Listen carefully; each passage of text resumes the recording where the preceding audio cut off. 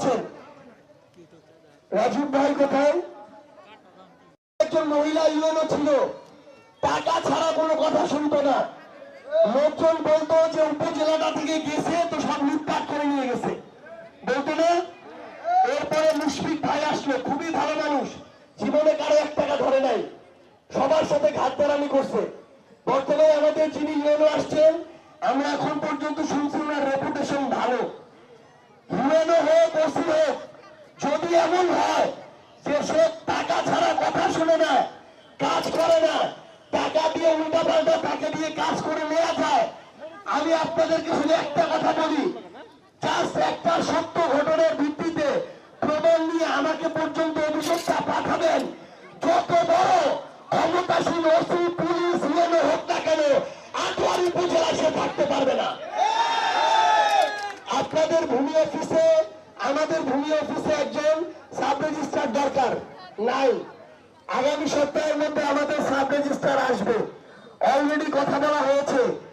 আটোয়ারী এই উপজেলার ভূমি অফিসে এখানেও কিছু ছেঁচড়া আছে, কিছু চাঁদাবাজ আছে।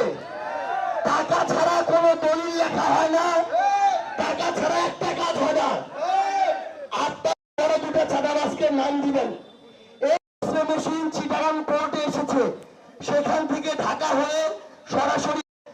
তারপর আপনারা দেখবেন আমাদের এখানে ডাক্তার ওইভাবে আমরা পাই না, তারপর করছে আমরা নিয়ে আসবো। কিন্তু এখানেও যদি দেখেন কোন কর্মচারী, দয়া করে দিবেন, তাকেও কোন ক্যাম্পে পাঠাতে হয় সেটা আমরা দেখে নেব।